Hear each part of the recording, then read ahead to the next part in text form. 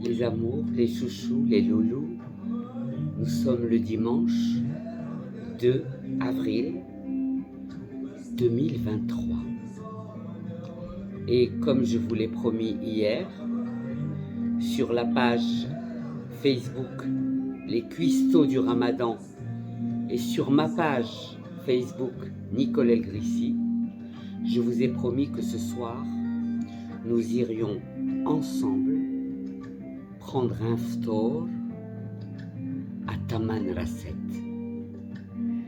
À Taman Rasset, chez nos voisins algériens, nous allons suivre des personnages qui vont aller passer un ftor dans ces régions qui font rêver. Là, vous entendez une musique de Touareg.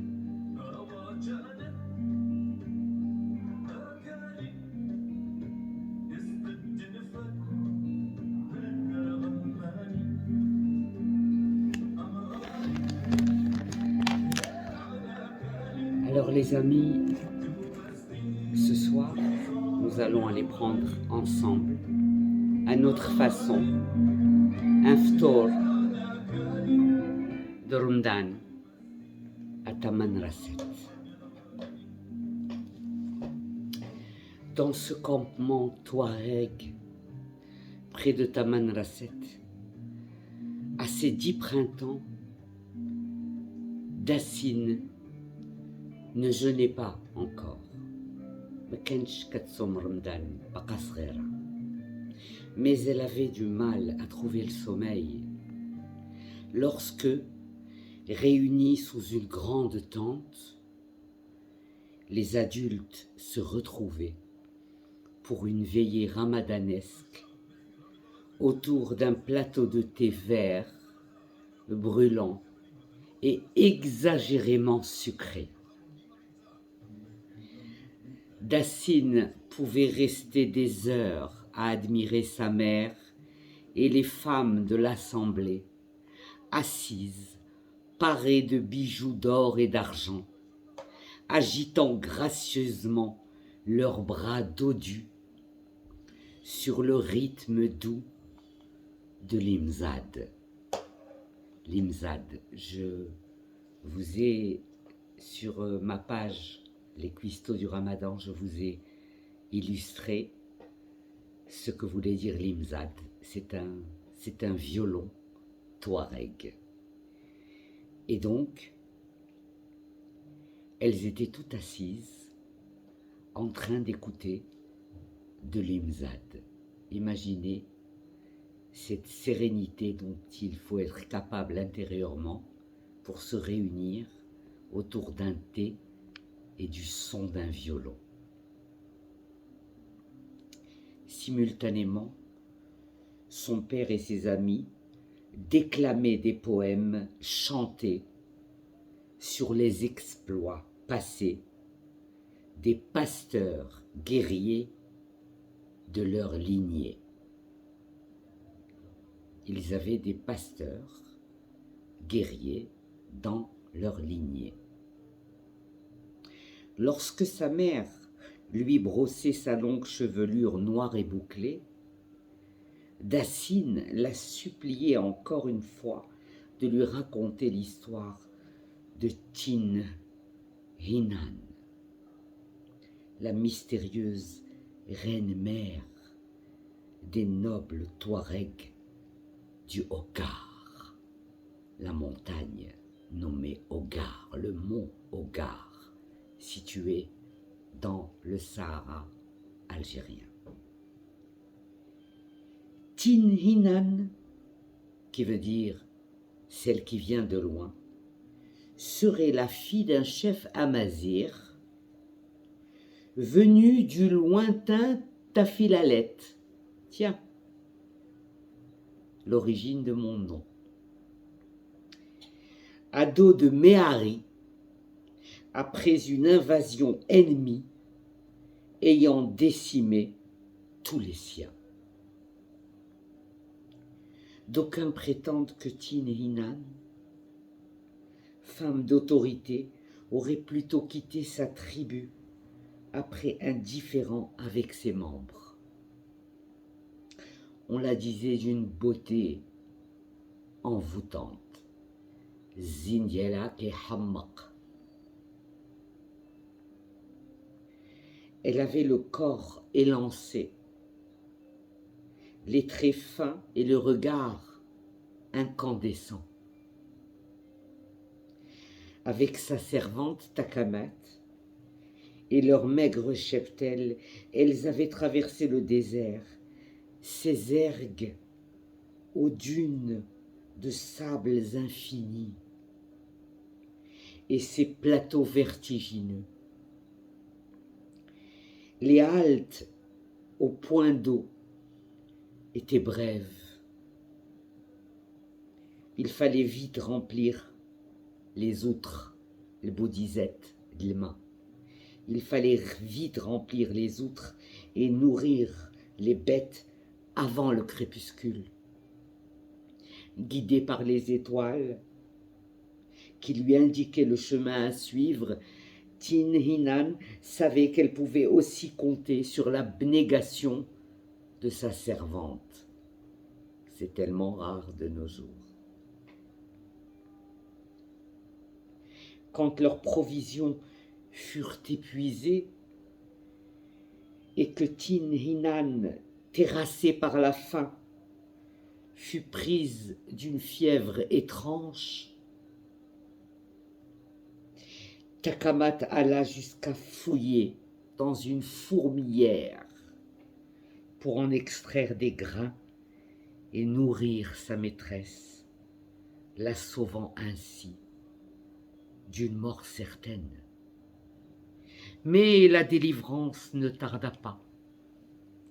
Lorsqu'au 4e soir de Ramadan apparut à l'horizon un aigle royal survolant une étendue de roches de granit au piton cristallin.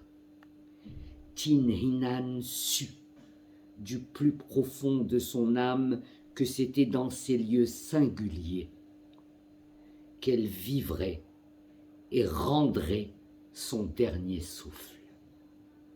C'est là, sur la terre des Isabaten, le peuple chasseur de mouflons, que Tin Hinan et Takamat arrêtèrent ainsi leur monture. Les palmiers, les oliviers, le myrte et l'armoise offraient ombre et nourriture aux habitants. Oasis luxuriante au milieu d'une immensité hostile, miracle de la nature, refuge salutaire des animaux et des hommes. Tin Hinan devint une souveraine estimée qui fit prospérer son peuple par le commerce caravanier. Elle eut 3 filles. Takamat, quant à elle, engendra 2 filles qui, en guise de reconnaissance de la part de Tin Hinan, reçurent des palmeraies dont jouissent à ce jour leurs descendants dans la région d'Abalessa. Yemma, si un jour je quitte le campement pour aller étudier en ville, je te promets que je jouerai de l'imzad tous les soirs de Ramadan, confia Dassine à sa mère lorsque celle-ci eut terminé son récit.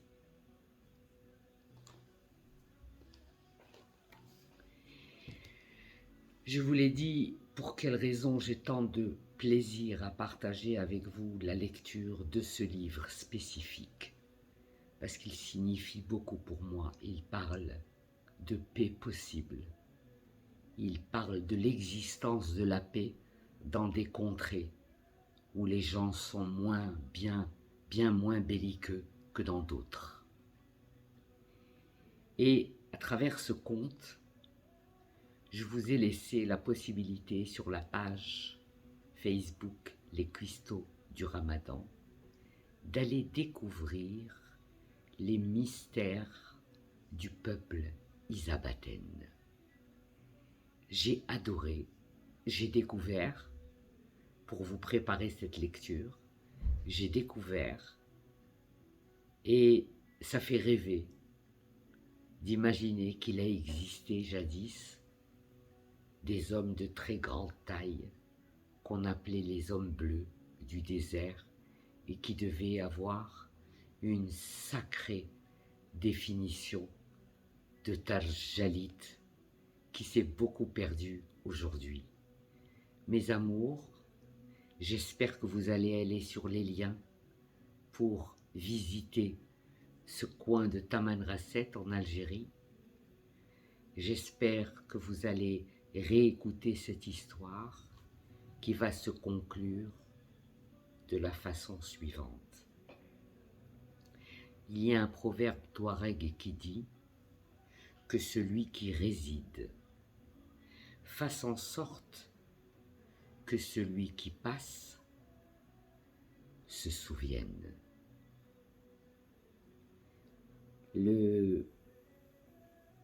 Chez ces gens-là, le réceptif est presque affectueux.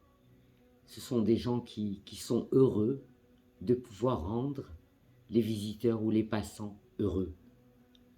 Donc, oui, tous les résidents de la terre devraient faire en sorte que les passants se souviennent d'eux.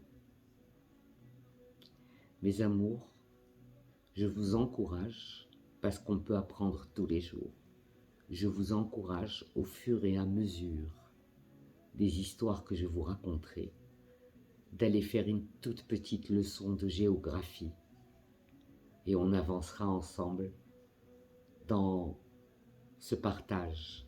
J'ose espérer que beaucoup de vous l'ont déjà acheté et vivent ce plaisir de pouvoir partager avec ses invités ou ses enfants ou sa famille ce genre de texte qui rappelle à tout le monde que nous sommes d'abord et avant tout des êtres humains, que nous sommes réunis à cette table parce que nous avons souhaité tous respecter Dieu en jeûnant pendant 1 mois. Et moi, c'est un plaisir de vous accompagner pendant ce Ramadan 2023. Même si je suis loin de vous, je me sens on ne peut plus près de vous. Gros bisous mes loulous.